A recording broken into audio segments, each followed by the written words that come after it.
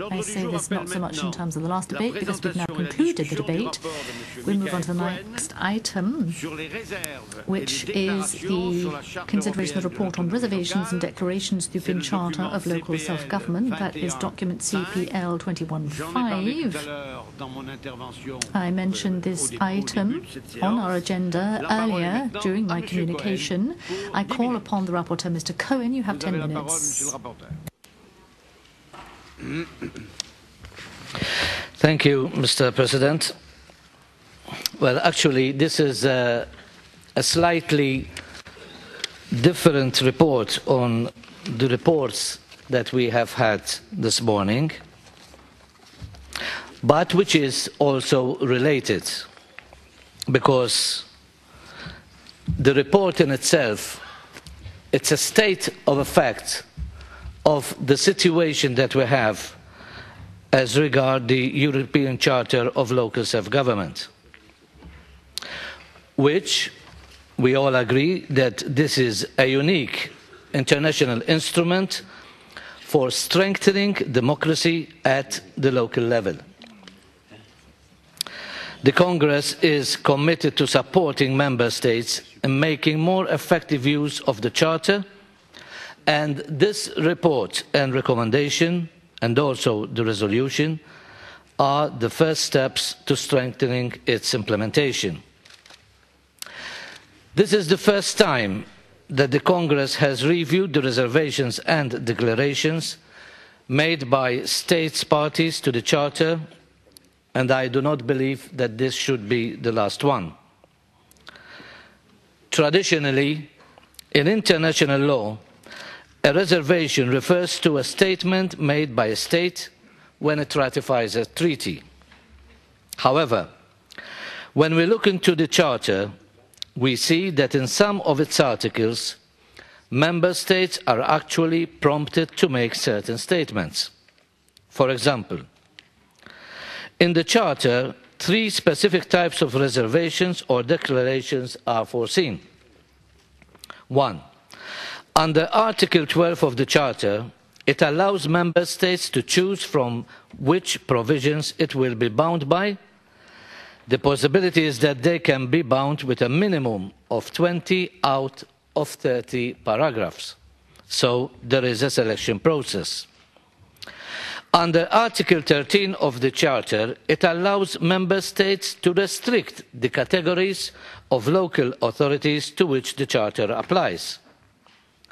And thirdly, under Article 16, it allows Member States to restrict territories to which the Charter will apply.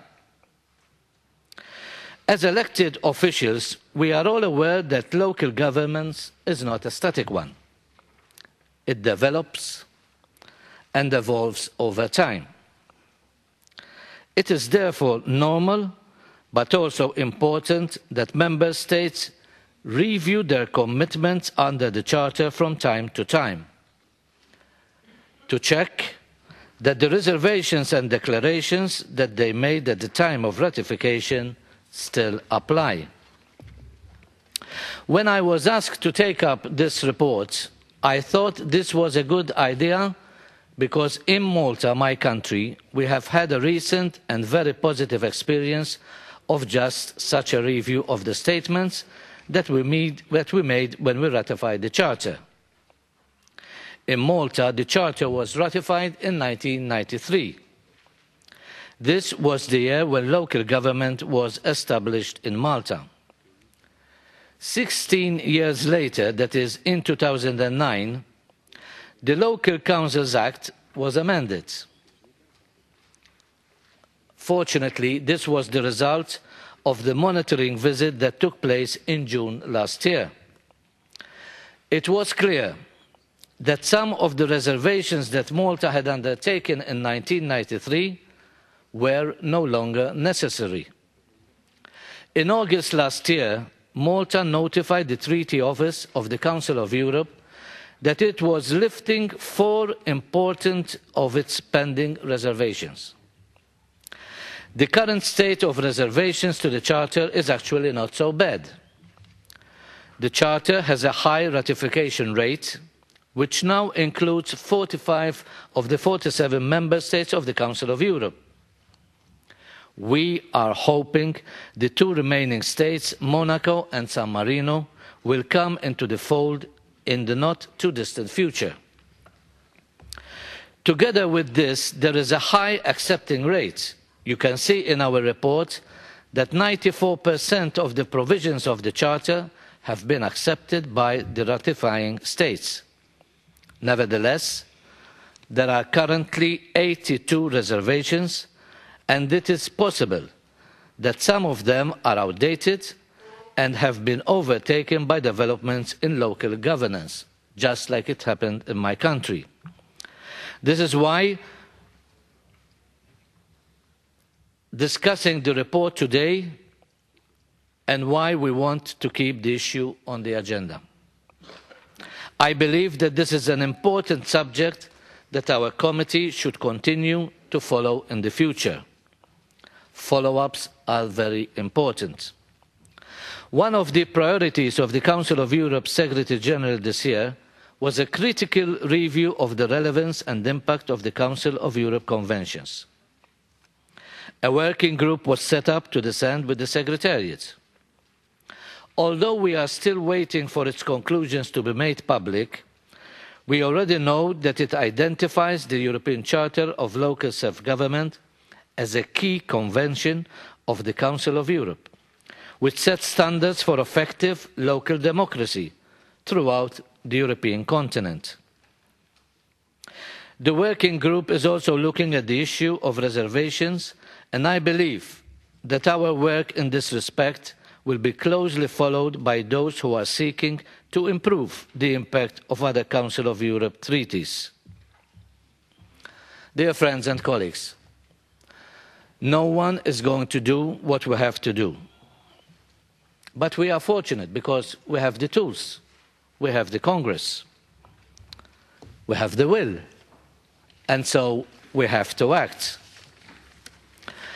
And so this report will not have served its purpose if we don't look forward. And that is why we have a resolution and a recommendation. Because we are all convinced of the need of change, but of the need that change has to come also from our part. In this resolution, the Congress undertakes to regularly review reservations and declarations to the Charter with Member States and local authority associations, with the aim of lifting reservations which are no longer necessary. It is proposed that the question of reservations should also be raised during monitoring visits to encourage Member States to implement the Charter in its entirety. The Congress encourages local and regional authority associations to take an active role in reviewing reservations and declarations in their country and to notify the Congress when there is a possibility of extending the application of the Charter. As we have already stated earlier on, this is a unique international legal instrument that will lead to strengthening democracy at local level. On the other hand, in the draft recommendation, we have chosen to focus on a small number of specific points, which I believe will go a long way to strengthen the Charter. The Congress believes that many Member States have considerably evolved their system of local governments since they ratified the Charter, and therefore invites them to review their declarations and reservations with a view to lifting them. The recommendation also asks the Committee of Ministers to consider preparing regular reports on the non-accepting provisions of the Charter. And finally, we ask the Ministers to continue their efforts to limit the use of reserves and declaration in its treaty to a strict minimum. Dear friends and dear colleagues and Mr. President, I would like to thank for the support the Secretariat and the independent experts, because definitely without their support we wouldn't have even started this report. And as I said earlier on, this is a state of effect report, and I'm here to hear any comments that can be made on this report. Thank you very much. Merci à notre rapporteur. Thank you, Rapporteur. Thank you. The debate is now open, and I have 4 speakers on the list.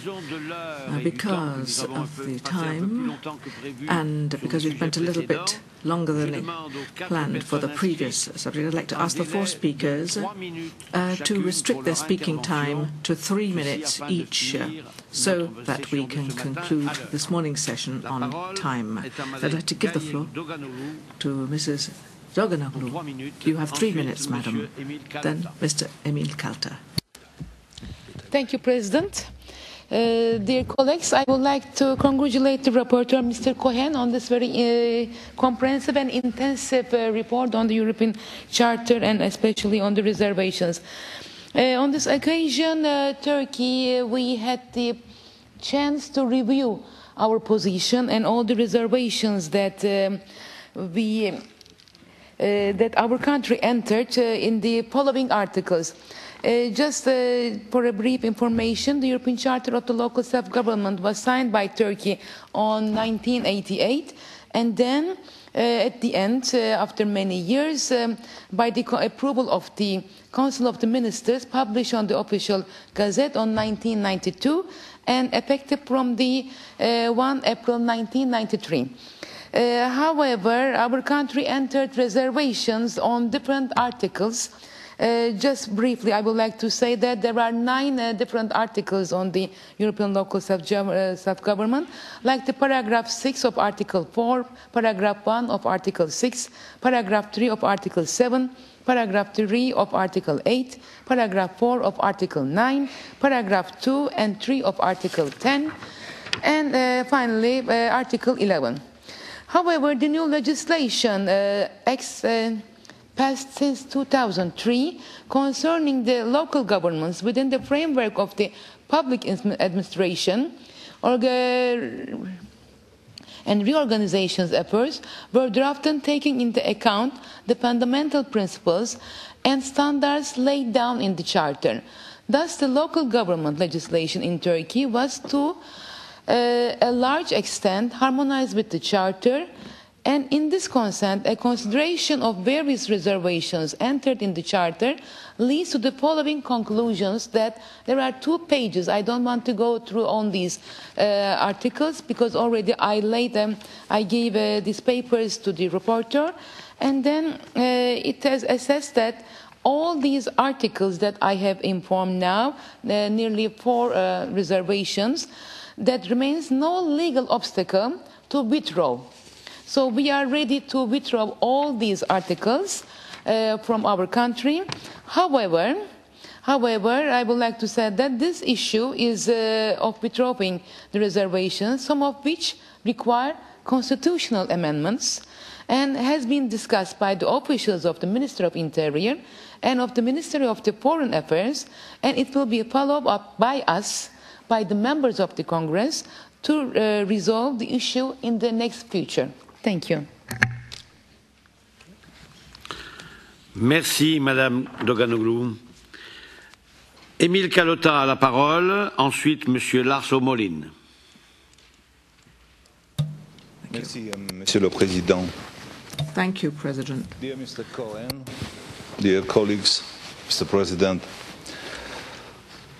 Well, I have been extremely well impressed by your report, Michael, and I would like just to start by congratulating you and your staff, because your report is excellent, and I may say that the report, and I am sure that the resolution to be adopted by our chamber, will give a new life to our charter.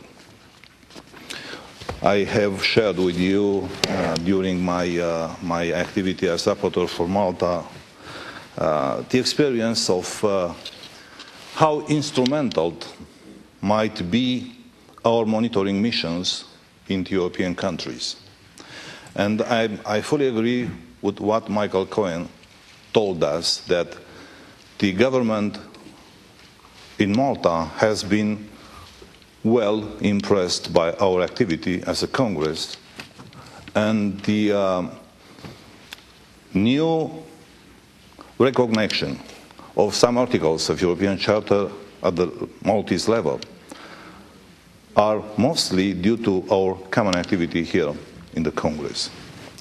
I would say the same thing happened in Romania following the monitoring missions led by, fortunately, our President, Jean-Claude Freccon. So once again, I would like to thank you for your excellent report and also to thank to Jean-Claude, our President, for the initiative he took to work on our Charter.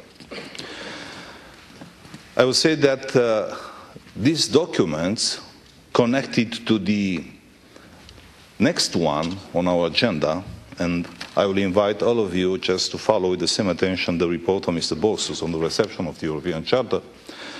I would say they create a kind of new dynamic around the European Charter for Local Self-Government, around this important convention of Council of Europe. At first sight, this report seemed to be legal and technical, but fundamentally they are political. So, Mr. President and Mr. Cohen, I would like to suggest to send this draft recommendation to all member state governments who formulated reservation when they ratified the Charter, with a cover letter to explain the goal we want to achieve to better implement the European Charter on Local Self-Government. Once again, congratulations and thank you for this very valuable report and activity. Thanks. D'accord. Merci. Thank you. President Lars O, vous avez la President parole. Lars O, you have the floor Monsieur now. Marc Cools. Then Mr. Marc Cools. Thank you, Mr. President. I try to be short because we are short of time.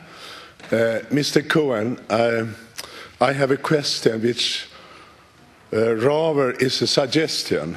But let me first of all congratulate you, Mr. Cohen, and also Monsieur Freccon for this excellent contribution, and which is, as far as I understand, much in line with the general trend of the Council of Europe to give more efficiency to its conventions. I would like to suggest to put this item regularly on our agenda, at least once a year, in order to make an evaluation on reservations lifted every year. And I think that we could, following this exercise, make a recommendation, why not, every year to the Committee of Ministers to suggest that each state that still has reservations can reconsider whether or not to lift them. Thank you. Merci à Monsieur Molin. Thank you, Mr. La Molin. parole est à Marc Cools. Marc Cools, you have the floor, 3 minutes.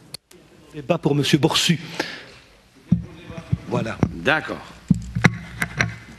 For the next report, in fact. Qui demande la parole? Anyone else put down their name? No. Thank you very much.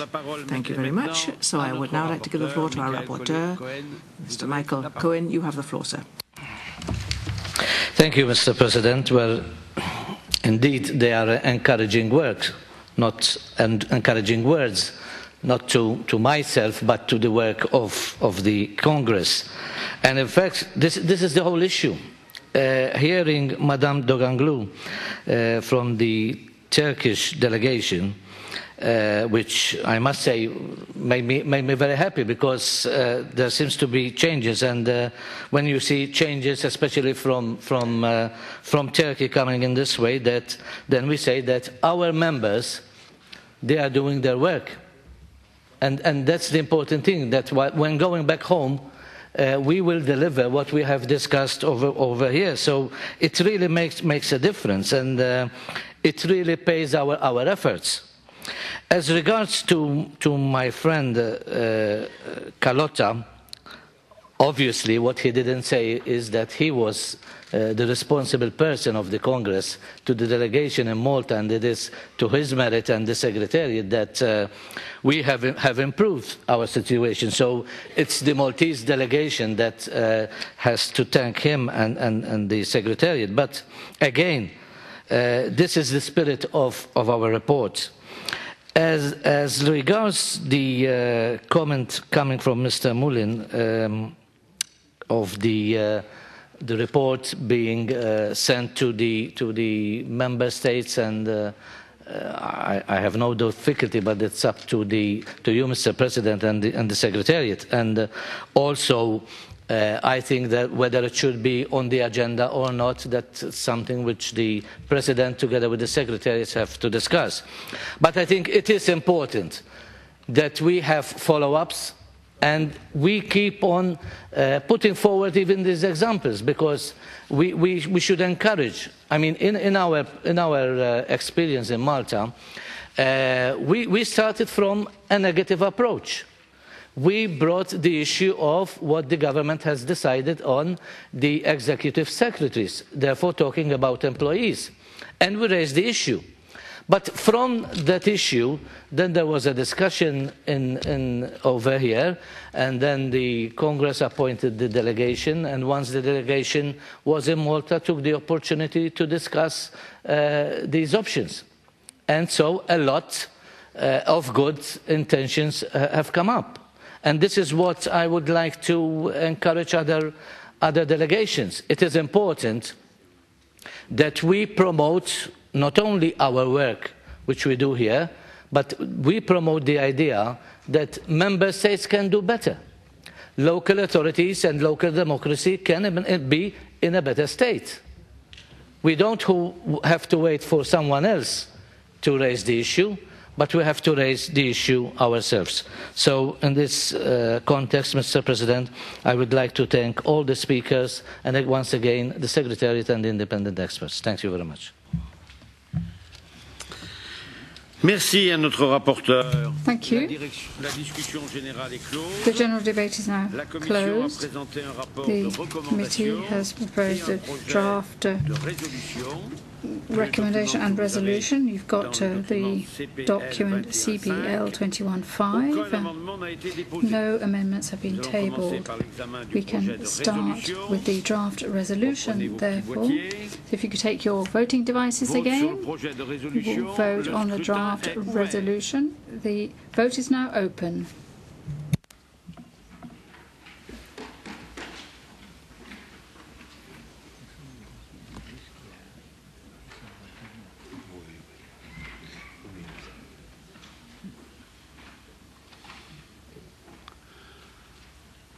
Le scrutin est clos. The vote is closed. Je demande l'affichage du résultat. Can we please see the results on the screen? 84 pour. 84 in favour, 1 against, 3 abstentions. Thank you. That was a resolution which has been adopted by a large majority. And we come now to the draft recommendation. There we require a 2/3 majority. The vote is open.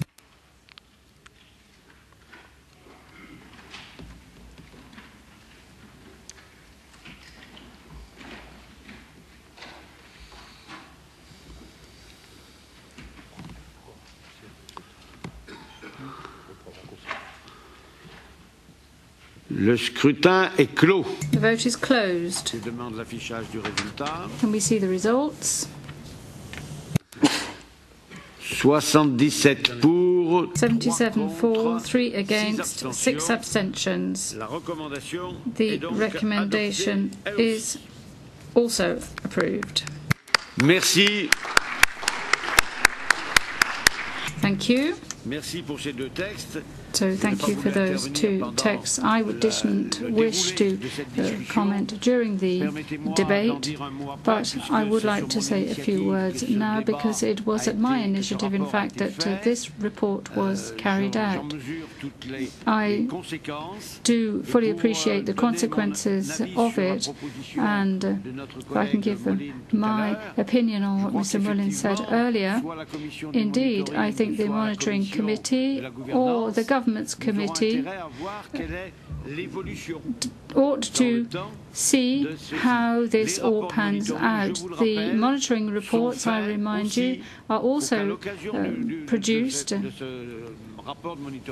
so that while the report is drawn up, the authorities of the country are asked whether they would like to review their reservations. So this is what is done during all monitoring missions, the idea being that we are seeking improvements, of course, and what we want to have is a charter that is applied throughout Europe, 100%. So thank you very much for those proposals. The two texts have been approved.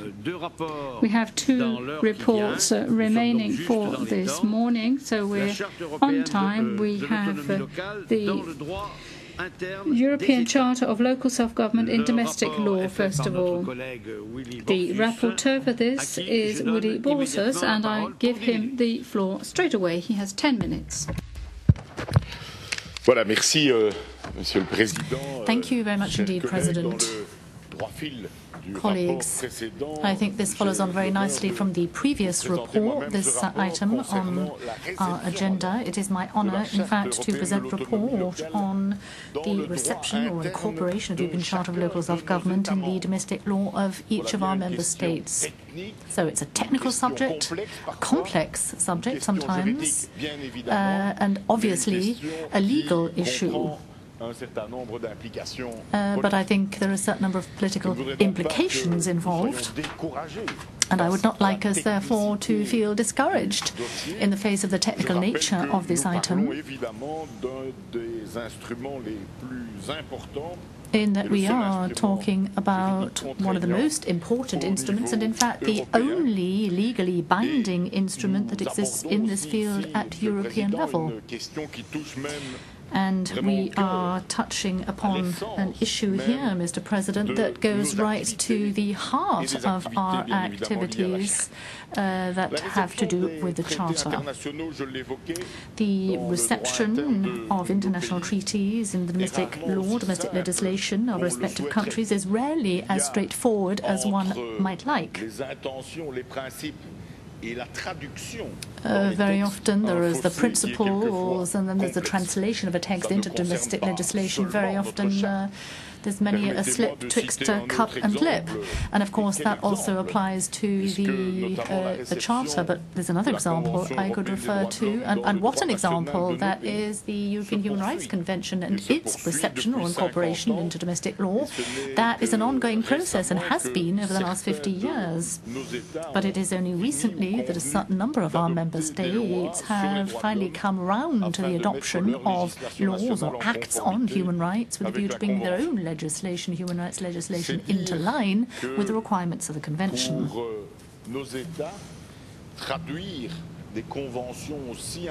So transposing conventions as important as that into their domestic law, domestic legislation, is a legal challenge, but at the same time it's a political challenge.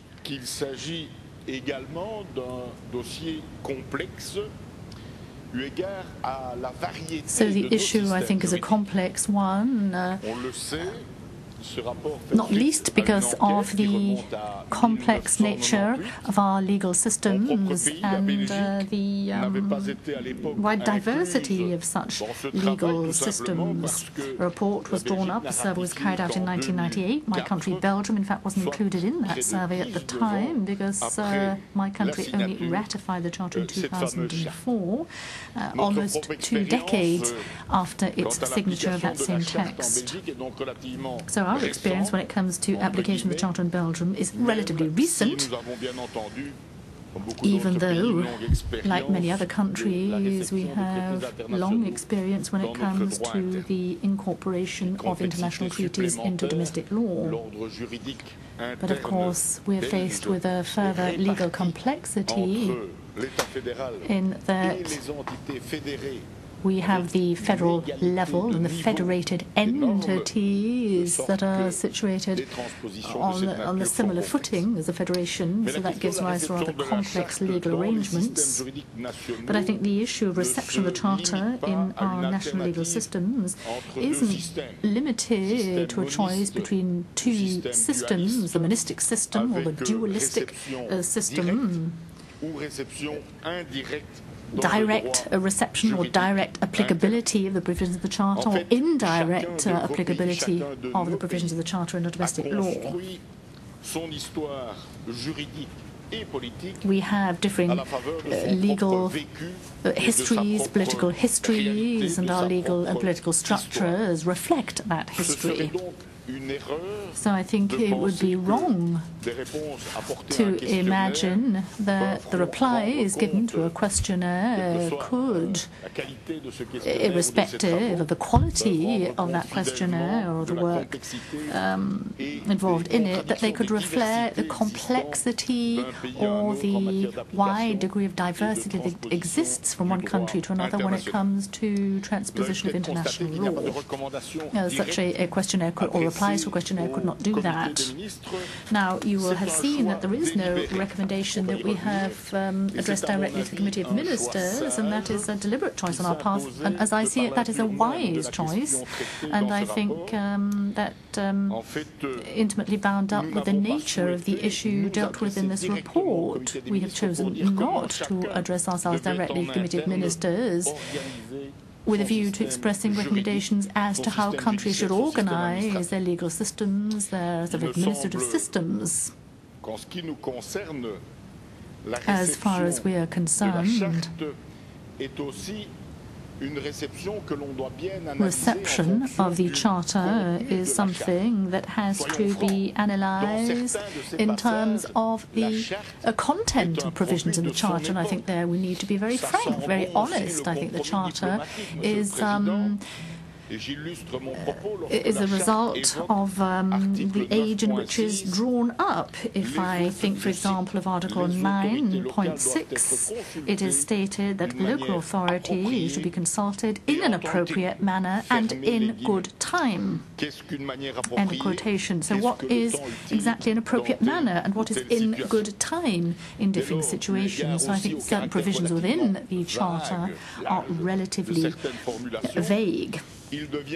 And given the vague nature of a certain number of those provisions, it's rather difficult, given those provisions, to be able to estimate to what extent those provisions have indeed been adequately incorporated in domestic law. And of course, the law is an area that's constantly in flux, evolving, new objectives arise or emerge. And therefore new arrangements are required in order to ensure that the Charter is effective in domestic law. But I think an important issue is to what extent the Charter may be used or cited directly in terms of any judicial proceedings and any appeals that have been brought or made before the courts. And of course that will vary according to different legal traditions or provisions. Our aim is not, of course, to change that, but I think it is important that there is a greater degree of awareness of the ability to use the provisions in the Charter, whether the Charter is applicable directly or indirectly. I think it's important that we ensure awareness of the ability to invoke various provisions within the Charter before the courts. So as far as we're concerned, I think we need to ensure that measures are taken, appropriate measures are taken, so that the legal machinery surrounding the reception or the use made of provisions within the Charter, that be provided for within the legal machinery within individual member states. And this is where this report comes in. I think we need to understand the different way in which provisions of the Charter are incorporated in domestic law so that we can hone, we can fine-tune the dialogue that we will enter into with the countries in question with a view to ensuring that provisions within the Charter are used and they're very much a living resource within the domestic judicial arrangements in given countries.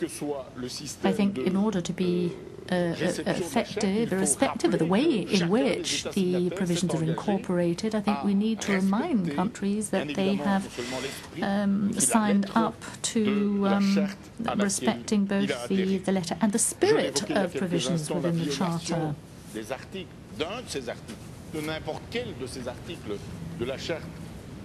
A violation of the provisions in the Charter, any article within the Charter, should be a matter that can be brought before the courts, irrespective of the way in which the Charter applies, whether it's direct or indirect.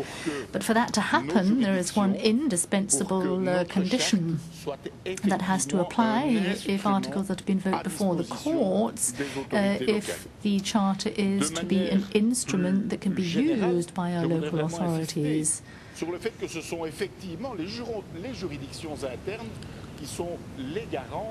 I think it's true to say that it's the domestic courts that are the best guarantors of the effectiveness of the provisions contained within the Charter. Just as the sine qua non is that, of course, information on the subject of the Charter be made available. I think we need to ensure a dynamic when it comes to respect of the provisions contained within the Charter, and of course one can ensure compliance in various ways in the form of monitoring activities, in terms of the ongoing dialogue with member states. I think it's important that the Charter is transposed into domestic law, but I think we have a responsibility to ensure that countries do comply with the obligations that they've entered into. Merci à Monsieur Borsus. Thank you very much, Mr. Borsus. Now, there are only two names on the list of speakers, Marc Cools and Jan Micallef. Mr. Coll, you have the floor. Thank you, President. I would like to thank Mr. Borsus for his excellent report presented to us.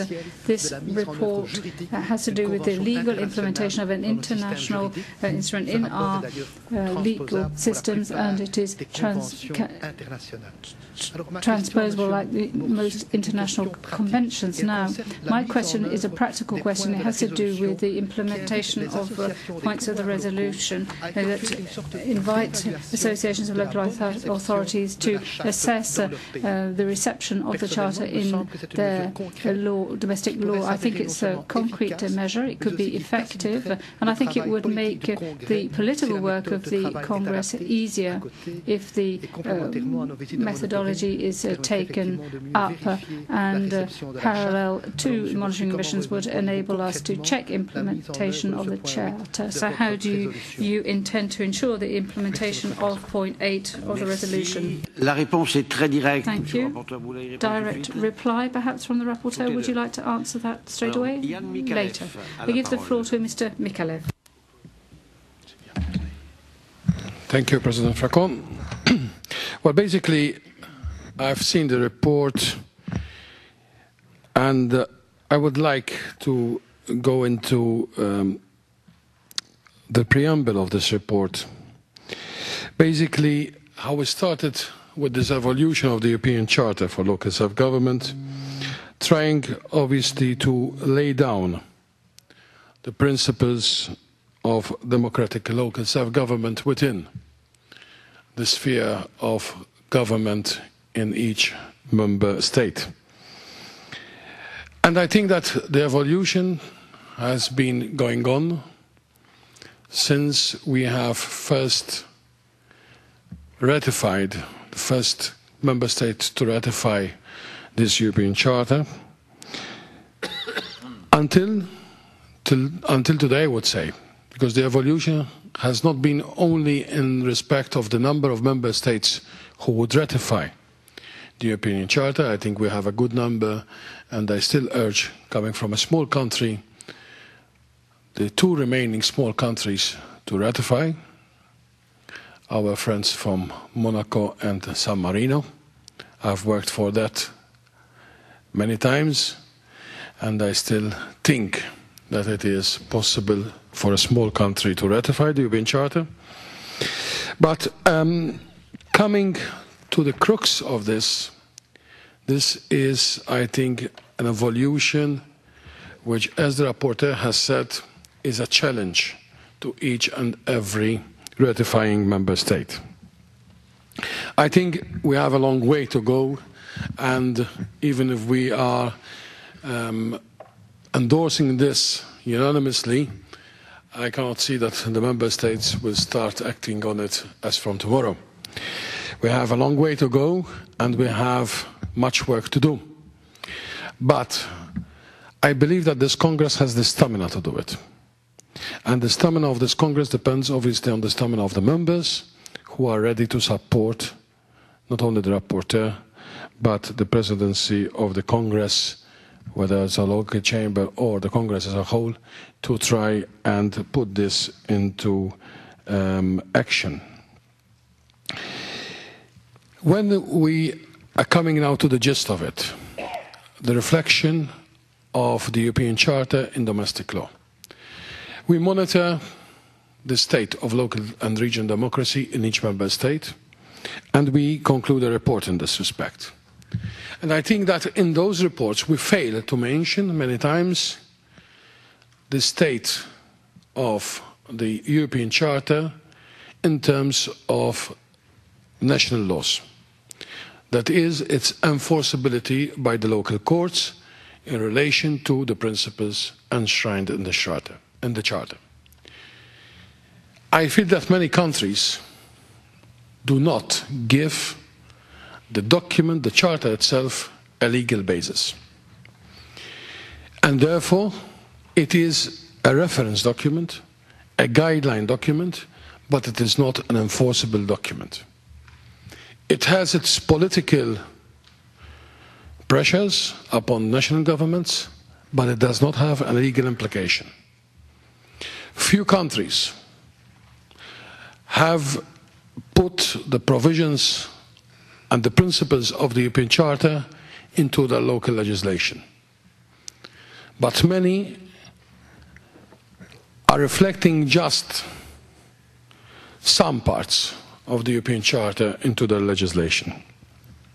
And therefore, I think that we have to take note that in the monitoring of local and regional democracy in our member states, as much as we have started now monitoring also human rights, in the sense that we see the valuation of the human rights principles within each member state when we come to monitor local and regional democracy, we monitor also the applicability of the Charter in terms of local legislation.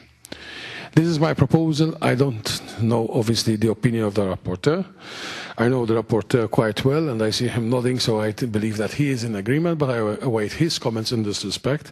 And I think that it is something which the committee, the respective committee, can work upon in this respect, and I leave it therefore up to Lars, Molin also, who I see over here, to take it up if we are in agreement in this respect. Thank you very much. Merci, Yann Micallef. Thank you very much, Mr. Micallef. Is that another request for the floor? Could you introduce yourself, please? I give you the floor. I apologize because I didn't put my name down before. I'm new to the Congress, and I find it rather hard to work my way through the different rules that we have.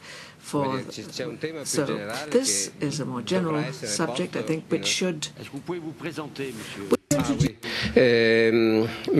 your name, please. I'm from the Italian delegation, and I am a mayor of an Italian municipality, and I was just saying that This is a more general subject, I think, and I'm trying to learn the rules here, but I think that there's a general rule, which is that the financial crisis and the way in which countries face up to this financial crisis is something perhaps which slightly changes the deal that we have. But trying to keep to the subject, I would just like to say that I'd like to put a question to our rapporteur. As Mr. Micallef was saying, it seems to me that countries, of course, have acted in different ways to the reception of this charter. So I wondered whether it might be possible to be able to have a general picture with regard to the 45 countries which have adhered to this charter as to how the legal provisions are implemented or are incorporated into their domestic legislation. Is there some way in which we can clearly read across the board and have a kind of instrument which would apply to all the different members of the delegation of the different countries to be able to promote or, let's say, encourage countries to be able to adopt this and also to adopt the most relevant parts of the Charter in legal terms? Thank you. Thank you, Mr. Molesi, says the President. I'd now like to give the floor to Rapporteur, Mr. BORSUS. You have the floor. Thank you, Mr. Cools and Mr. Micallef, and thank you to the last speaker as well.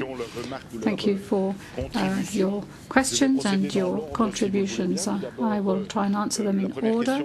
First of all, Mr. Cools' question about how we can organise this matter with associations of local authorities and municipalities in Europe. How can we do this work together?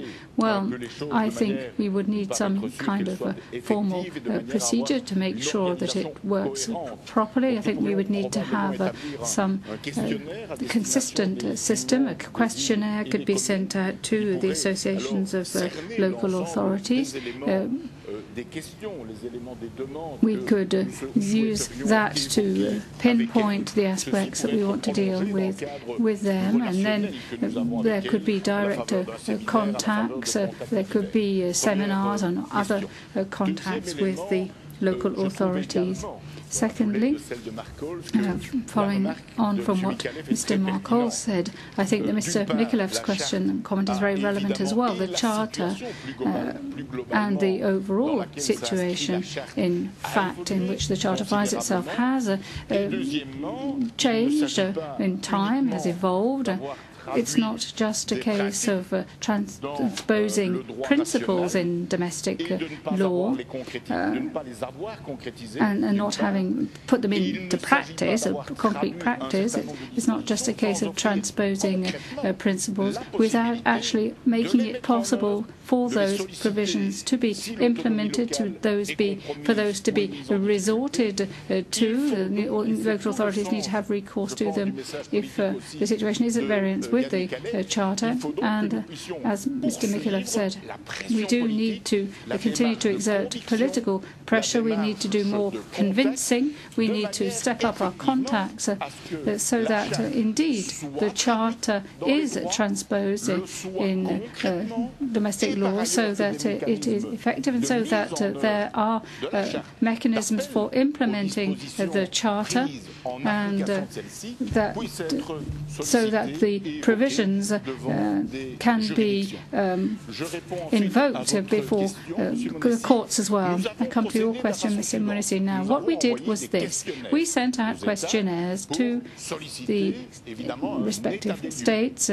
We wanted a stock taking. We wanted to know what the situation was in each country. Those documents are available to you if you'd like to consult them. We've taken note of your request. You can have a look at the documents and you will be able to see how the Charter has been transposed in domestic law in different ways. Of course, we are not pleading for some uniform approach to receiving a Charter in domestic law. There are so many different types of law. The histories, the backgrounds, the traditions of each country are so different that I don't think it would be a good idea for us to go out there and say you should be using this legal approach because it's better than another one. But of course, when we're talking about the actual implementation and transposing of the Charter, we do need to be firm, but that's easy, isn't it really, because we are talking about what we are really convinced about. So we have the power, strength of our convictions, of course. I would like to thank those who asked the questions and comments, and I'd like to thank also the Secretariat for its help in carrying out this tricky and rather dry work in some cases, and so please pass on my thanks to them when you get an opportunity to do so. Merci, Monsieur Borsus. Thank you very much, Mr. Borsus. The debate is now closed.